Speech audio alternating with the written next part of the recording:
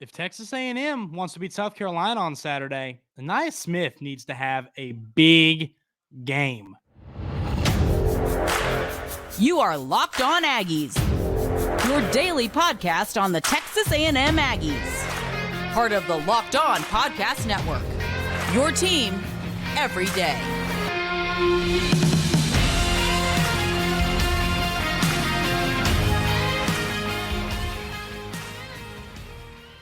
It is a Thursday crossover edition between the Locked On Gamecocks and the Locked On Aggies podcast. Can Shane Beamer the Gamecocks get 2 straight wins over the Aggies, or will Jimbo Fisher and Texas A&M find a way to get revenge from last season? Before Andrew Stefaniak and I jump into today's crossover show, I want to let y'all know that today's show is brought to you by LinkedIn Jobs.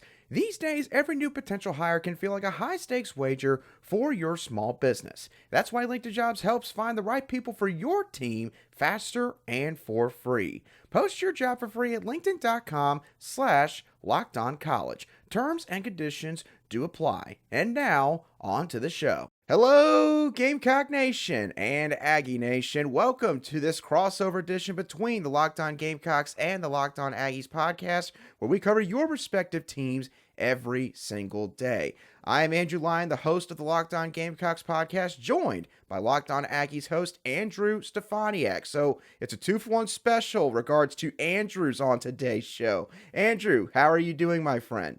Well, I'm doing good. I don't know why. I just looked. I've lost my color on screen. I'm out of town this week. I'm at my parents' right now recording. So if you can't see me, I don't know why. But I'm doing good. Good to talk to you. Going to be a great time talking about this ball game. Yeah, without a doubt. And, you and I have talked about this before as kind of one of the more eccentric matchups in the SEC. The fact that Texas A&M and South Carolina, I believe they're the farthest apart in terms of distance out of all the schools in this conference, but yet they play every single year. But nonetheless, this is a series that for the first time, really since the beginning, finally has a bit more intrigue, because South Carolina, after having not won a game since Texas A&M joined the conference in 2012, the series starting in 2014, South Carolina had not won a game until this past fall, and they've won a really big-time thriller in Columbia, 30-24, I want to say. So coming into this year's game, the Aggies are in a rare position where they're going to be looking for some revenge. So, Andrew, for the Gamecock fans that maybe not seen Texas A&M play up to this point in the season, what has been sort of the biggest storyline with the Aggies to this point? It's been a season where things went wrong. Storylines-wise, starting quarterback Connor Wigman goes down against Auburn. He is, of course, done for the year. We talked about a lot over on Locked On Aggies how you got a great backup in Max Johnson. I would argue one of the best backups in the SEC, which is a good thing to have. We see schools time and time again, you lose your starter and then, what now? We see that happen with Texas A&M when Wigman goes down. I'm like, okay, we're going to be all right. There's more of a drop-off than I imagined, and I think many Aggie fans imagined.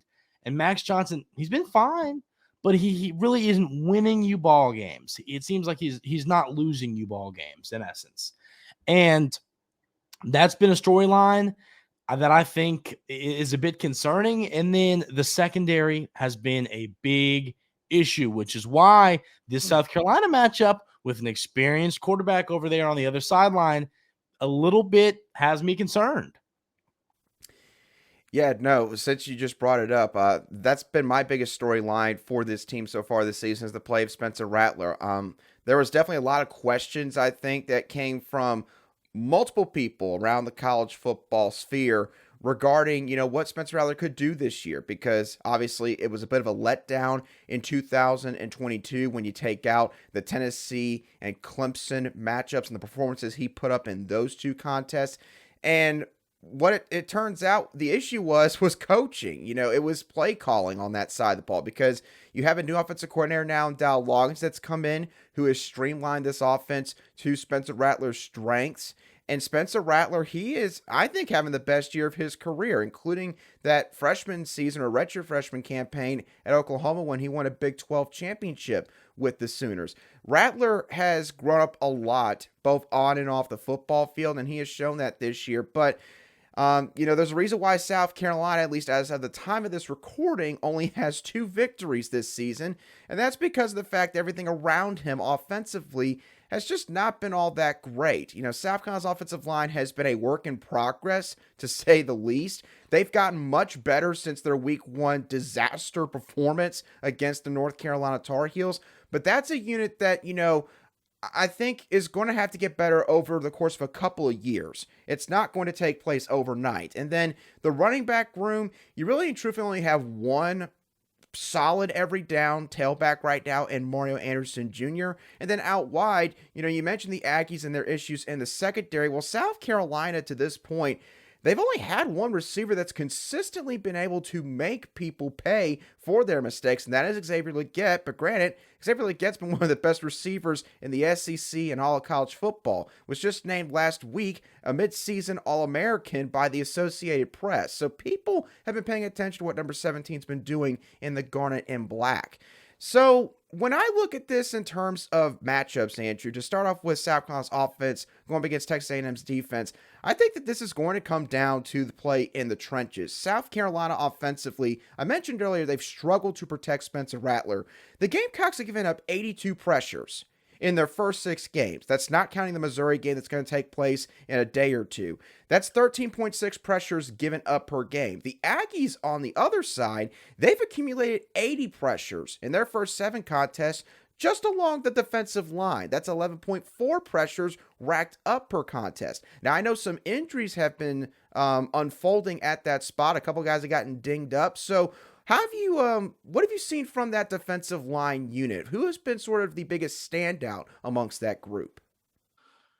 I'd say a guy who, unless reports are positive, we might not see in this ball game, and that'd be Walter Nolan. He goes down against Tennessee in Neyland. It's one of those, all I've seen report-wise from that is it's not as bad as we thought. I would still lean toward it's not as bad as we thought, meaning he's missing this contest.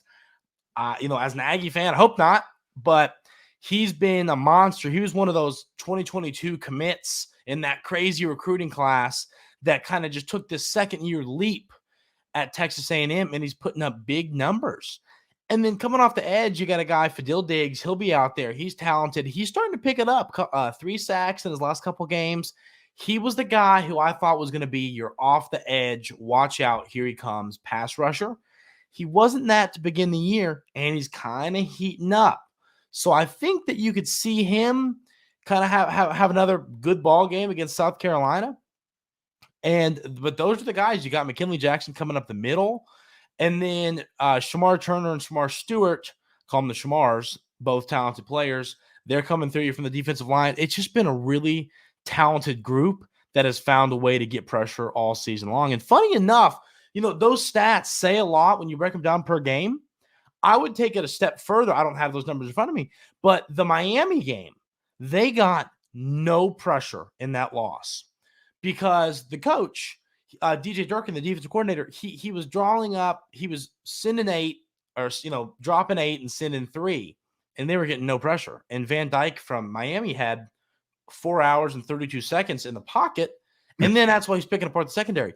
They changed that strategy, and now they're getting pressure every game. I mean, bam, bam. It seems like every play. So I think those numbers are even a little more like if you take out some of the early games and just look at SEC play, the numbers are absurd how much pressure they've gotten. Yeah, no, it's amazing what some schematic changes will do, especially when a coordinator who realizes he's got 5-star talent up front decides to not just rush 3 guys. Simple math right there, DJ Durkin. But yeah, I think that this is going to be one of the more talented defensive lines that South Carolina has faced by far all season long. South Carolina's already faced a couple good ones, but the Aggies, just in terms of what they've got on paper, they might end up being the best. Now, when it comes to play in the trenches, it's also going to be important for both of these teams on the other side of the ball. So Texas A&M's offensive line going against South Carolina's defensive line. And we're going to touch on that matchup and maybe the most intriguing factor to watch for both of these teams in this contest? We'll dive into all of that in a little bit more detail in just a few moments right here on Locked On Gamecocks and Locked On Aggies. Today's show is brought to you by Prize Picks. Prize Picks is the #1 daily fantasy sports app out there because it is the easiest and simplest daily fantasy sports app to use. All you gotta do is select anywhere from 2 to 6 athletes from a variety of different sports and decide whether or not they're gonna go more than or less than their projected stat line for their upcoming game. The Carolina Panthers, ironically enough, are going to be taking on the Houston Texans this coming Sunday afternoon, and Prize Picks has set CJ Stroud's projected stat line at 239.5 passing yards. I think CJ Stroud is going to throw for less than that amount. Do you think that's the case, or do you think he's going to throw for more than that total? No matter what your decision is, go to prizepicks.com/lockedoncollege and use code LOCKEDONCollege for a first deposit match up to $100. Again, that's prizepicks.com/lockedoncollege and promo code LOCKEDONCollege for a first deposit match up to $100. Prize Picks, daily fantasy sports made easy. Today's show is also brought to you by LinkedIn Jobs. As a small business owner, you want to be 100% certain that you have access to the best qualified candidates available when you need to fill out certain roles. You don't want someone who's inhospitable to work at your bed and breakfast company. You probably don't want someone who can't pan fry an egg to be a chef at your restaurant. If you are having issues finding people to fill out these positions in your small business, then you need to check out LinkedIn Jobs today. Just add your job and the purple hashtag hiring frame to your LinkedIn profile to spread the word that you're hiring, and utilize tools like screening questions to filter through the candidates. It's why small businesses rate LinkedIn Jobs #1 in delivering quality hires versus their leading competitors. Because LinkedIn Jobs helps you find the qualified candidates that you want to talk to faster. Post your job for free at linkedin.com/lockedoncollege. That's linkedin.com/lockedoncollege to post your job for free today. Terms and conditions do apply.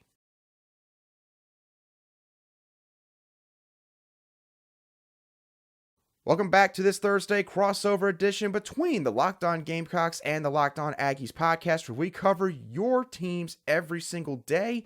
And as always, a big thank you to each and every one of you everydayers who make us your first watch on YouTube or your daily listen wherever you get your audio podcasts daily. Now, Andrew, we were talking just a couple moments ago about the Texas A&M defensive line going against South Carolina's offensive line. So now let's flip the script. Let's talk about the other side of that matchup with South Carolina's defensive line going against the Aggies' offensive line. I have seen where, based on the numbers, the Aggies' offensive line, they have also struggle to keep their quarterback upright. They've given up 79 pressures in their first 7 games. That averages out to 11.3 pressures given up per contest. South Carolina's defensive line, while this won't be the final number coming into this game, in their first 6 contests of the year, they've accumulated 69 pressures. That's 11.5 pressures per game. So this one, from a number standpoint, is about dead even when you combine sort of what everybody's been doing in both of those groups. So I know that this is a unit, Andrew, that a lot of Aggie fans thought was going to take a step forward this year, because last year there was a lot of injuries. There were some young guys that got kind of thrown to the fire, so to speak. And so there was a lot of optimism that this was a group that would take a massive step forward. Why do you believe they haven't taken that step, at least based on what the numbers say? Well, you're right, they haven't. I don't know if you're a believer, Andrew, in the PFF grade. Are you a believer in the PFF grade? I like their statistics. Okay. Overall, but so I know some aren't, some are. But the offensive line on PFF has graded out atrociously. It just, and like you said, just to add another statistic to what you said, the offensive line has not been good. You had a center in Bryce Foster who we thought was going to be one of the best centers in college football this year. He was banged up last year, coming back. We thought he was going to have a great year. He can't snap the ball right. He keeps snapping it low or high. And then he's given up all these pressures, and especially last week against Tennessee, or coming off bye week, so 2 weeks ago against Tennessee. But, right, this is just extremely frustrating, watching this offensive line, because as you said, they were supposed to take this massive step this year. Talented guys, and you could argue it's the same story as a lot of Jimbo Fisher teams at Texas A&M. Sure, there's talent, but when does it pan out? This offensive line, you're right, and it's been not only have they just been, there's been stunts, there's been things that opposing teams are doing, but they're also just flat out getting beat. I get it. If you lose on a stunt, I can almost get over that. If you Right. just get manhandled and thrown to the ground, that is when I'm a little frustrated. And there's a lot of both. So this team, they don't pick up well. It's been frustrating. It's been concerning. Now, to kind of flip side that and try and put on my optimism hat, you did just play Alabama and Tennessee, Right. who are right up there, I would say, defensive line wise, front seven wise, when it comes to getting pressure with the Aggies for top teams in the SEC, top teams in the country. For sure. So I think that, because here's the deal, against Auburn and against Arkansas, there were a few pressures, but it wasn't like, against Tennessee and Alabama. I mean, every time Max Johnson threw the football, he got hammered. And so, I think it could be one of those, could have just been those two teams. And they're, I'm not saying they were great against Auburn and Arkansas in Miami, but they were fine. They were not fine against Tennessee and Bama. So I think if they're fine against South Carolina, you can win this football game. I think if they're atrocious, that's when the Gamecocks are going to come and upset you at your place. So yes, they were supposed to take this step. They haven't. It's been frustrating, and the quarterbacks are paying the price. Yeah, and Andrew, talking about South Carolina's defensive line when it comes to this matchup, I will say going into this year, it was kind of the opposite. If you're a Gamecock fan, talking about this defensive line unit, the expectation was not sky high. This was a unit that we did feel like it was going to take a step back. It was not going to be the greatest in terms of pass rush. Now, the interior guys, I think fans felt pretty good about, and they got a solid trio in there with Alex Boogie Huntley, Tonka Hemingway, and TJ Sanders. I would argue at least two of those guys, especially on their best days, they're all SEC caliber defensive linemen. But the edge position group has been kind of the biggest scuttlebutt for this group, right? You returned Jordan Stridham from a torn ACL injury last year, obviously one of the worst injuries for a football player or any athlete to go through, and he's been kind of waking his mate back as the season progresses. But behind him, the issue is that there's a lot of just unproven guys at this level, guys that are, again, just kind of having to build up the experience and try to get better as things go along. And as you and I both well know, in the SEC, that's a lot easier said than done. If you're playing in maybe a lesser Power 5 conference or a Group of 5 conference, sure, you can maybe get by with that. But in the SEC, with the coaching and the talent in this league, that's just not feasible. So this is a unit that has not won one-on-one matchups very easily by themselves. And the even more frustrating part, at least from the way I view these football games, is I feel like there's times where the coaching staff is not creative enough in terms of how they blitz. They do a lot of cross-dog type stuff with their linebackers, Stone Blanton and Debo Williams, when those two guys are in the football game. So basically kind of getting them to just cross-face, go to an opposite gap, or just basically bomb rush the interior, line them all up on the line of scrimmage. But the problem is that it's almost so scripted that the offense can see the blitz coming. It's not very difficult to figure out where the guys are coming from and how many are probably coming. And so that has made it easier, in my opinion, for offenses to game plan for that in the game. And it has made it more difficult for South Carolina, even when they've brought extra guys, to still get to the quarterback. So by this point, who knows? Maybe South Carolina's changed things up schematically. And that kind of leads me into another matchup that I'm looking at in this football game. Whoever South Carolina lines up at nickel corner against Ainias Smith. Ainias Smith, from what I have read, he is the main slot receiver for the Texas A&M Aggies, and he's been one of the top targets for whoever's been playing quarterback back there up to this point in the season. For South Carolina, the reason I bring up this matchup is because they have struggled mightily, and that's putting it nicely, to cover SEC slot receivers. Ricky Pearsall torched them when the Gators came to town. Let's see. Tulu Griffin from Mississippi State broke school records playing against this secondary when Mississippi State came to Columbia back in week 4. And Squirrel White for Tennessee had a pretty solid game in week 5 against Nick Emenwary. Now, granted, there's been some injuries there, and maybe some guys have played there just because they had to. But they've been playing 3 safeties basically on the football field for the past several games. Nick Emenwary's been the main guy there. He's been a bit dinged up, and to be honest with you, He's just kind of playing out of position, it feels like. He's a box safety, not necessarily a nickel corner. Good football player, but that doesn't mean you can play just every position on the back end. So I say all that to ask you this, Andrew. For Ainias Smith in this football game, do you feel like that this is a matchup that favors the Aggies based on everything I just said? Or is there maybe reason to think that, it could be a little bit more even heading into this game? Ainias Smith is an incredibly talented football player. Shifty. His shiftiness. He's one of those guys you got to watch the highlight tape on. Great punt returner as well. He's just one of those dudes you got to get the football in his hands. And I'll be honest with you, they haven't been getting the football in his hands as much as I would have liked. He's tied with Evan Stewart for the team lead in receiving yards. But I just think that you got to get him the football more.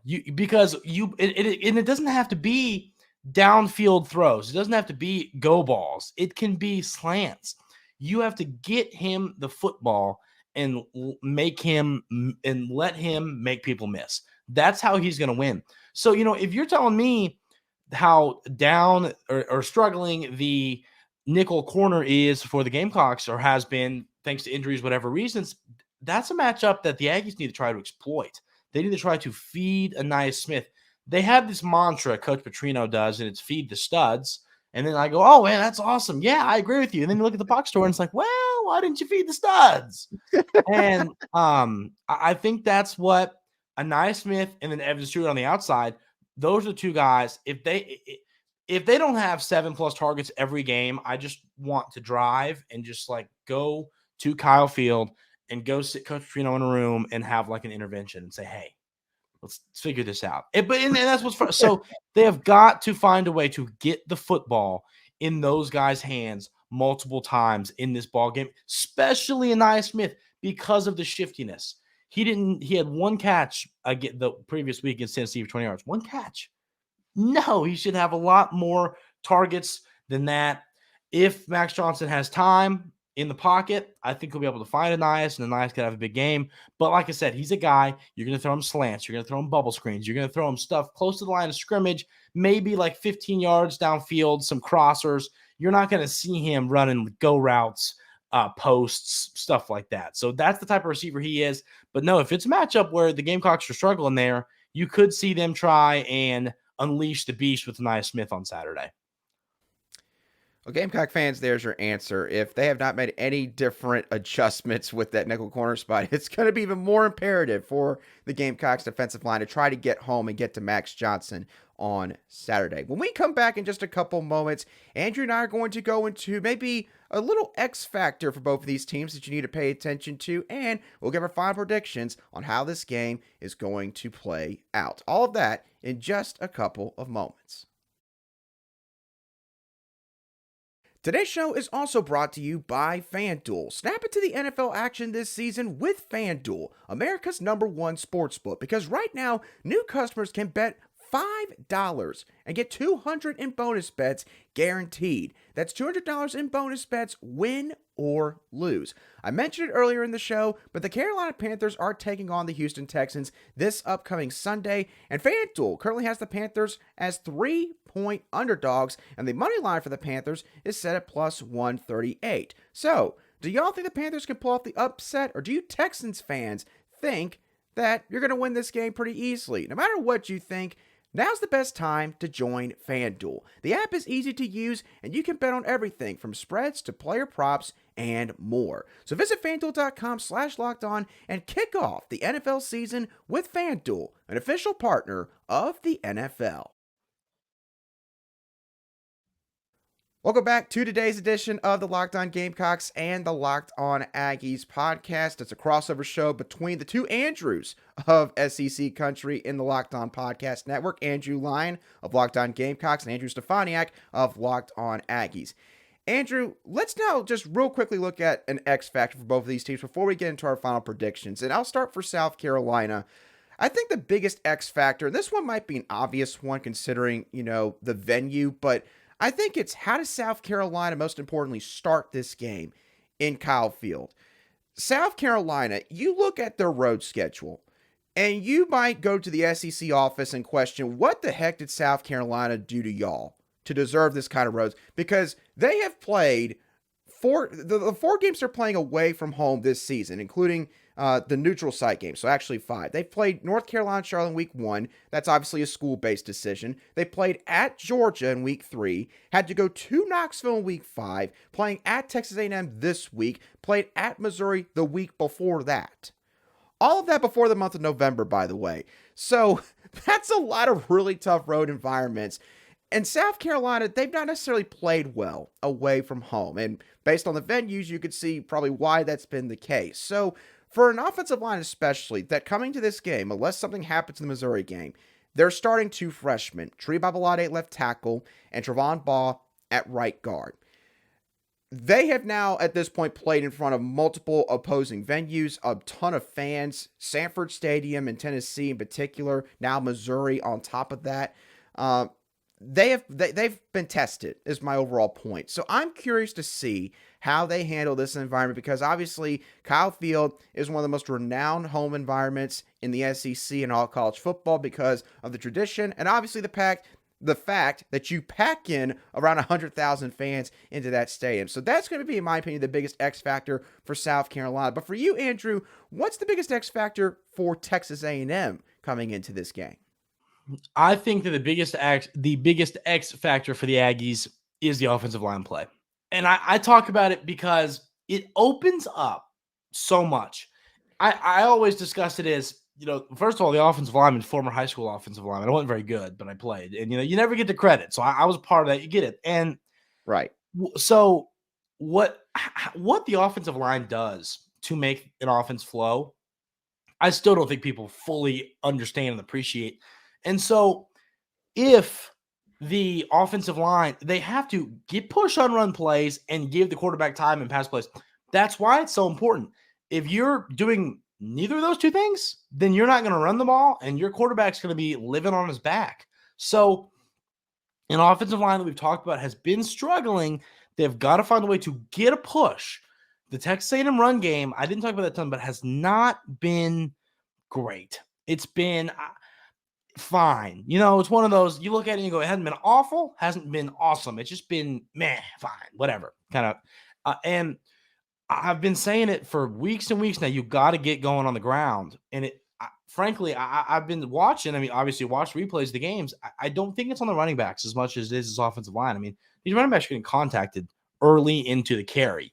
So I think that this offensive line has got to make a statement this week. You got to get some push. You got to give Max Johnson time, because we're getting close to the danger zone in College Station, to where if you still got to go to LSU and 2 Ole Miss, and you already got 3 losses up on the board.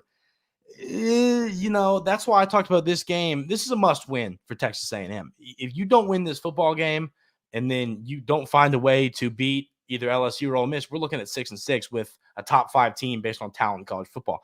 That's not very good, I don't think. So the point is, I'm rambling about my frustrations with this football team, but the offensive line needs to have a good game.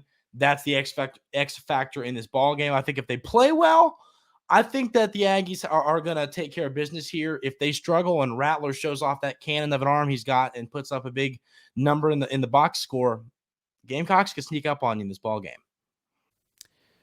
So I guess with all that bearing in mind, Andrew, now that leads us to our final predictions. I'll go ahead and start with you. Do you think the Aggies are going to win this game, a game that you have just stated as a must-win game for Jimbo Fisher and the staff? I do. I feel more confident knowing this game is in Kyle Field. Like you said, everybody, it's hard to not feel good when you're playing at home. For anybody, I mean, Sandstorm, for you Gamecock fans, that's awesome. I would love to be a part of that one day. Not like in the press box. I want to be like down there doing it. But I just think that the Aggies win this game based on home field advantage. I think that, it's 2 teams who have underperformed their expectations this year. I do still think Texas A&M is a better football team. I'm a believer in Coach Beamer and what he's doing. I think it's going to happen for South Carolina, but clearly, as the record states, it isn't this year. So I think the Aggies win this one. I do personally, I think they win it. I think they win it by 2 possessions. Andrew, I think I'm in agreement with your line of thinking for this game. I don't think that either team that wins, I don't think it's necessarily going to be like a runaway game for the victor here. But yeah, I think that when I look at this game, I do not like the fact that South Carolina, once again, is not just facing a really good defensive line unit, but they're facing them in their home ballpark. Like, you had to deal with that with Tennessee already in Knoxville, and that was just a nightmarish game, which everyone could have seen coming, from South Carolina's side of things when that game took place. I'm not going to say it's going to be that bad once again, because again, at least now those young guys are like, okay, well, we've been put through this once before, so now we kind of know, what to expect with playing in a away venue and facing that kind of D line. But again, you brought it up now several times. The talent level for the Aggies is ridiculous up front. And if South Carolina were to win this game, I think it would have to be a game where basically the offensive coordinator, Dal Loggins, he would have to call for a lot of quick hitters to the edge, just get the ball out fast, and basically tell Xavier Legette and the rest of the guys, go win your one-on-ones, go make plays in the open field, win this football game. And again, Xavier Legette, he could do that kind of thing. The issue is that there's just not really another guy like that behind him. There's guys that can make a play here or there, but consistently for 60 minutes, I just don't see a guy like that on this roster at the moment that's healthy. So I think Texas A&M also wins. I think that they win by, a couple scores, 10 to 14 points. Again, if you're South Carolina, I think it's all about the start in this game, just to keep things simple. If you can at least match what Texas A&M does early in a positive way, then I think that you just might give yourself a chance.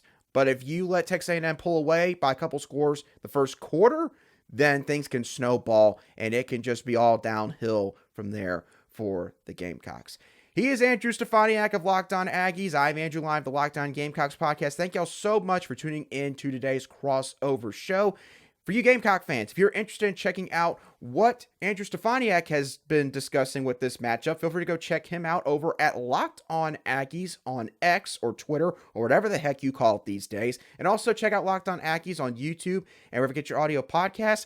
Same deal for you Aggie fans. If you're interested in checking out what I've been saying about this matchup, go check out Locked On Gamecocks on YouTube, wherever you get your audio podcasts, and you can find me on Twitter X at @Lyon_SC.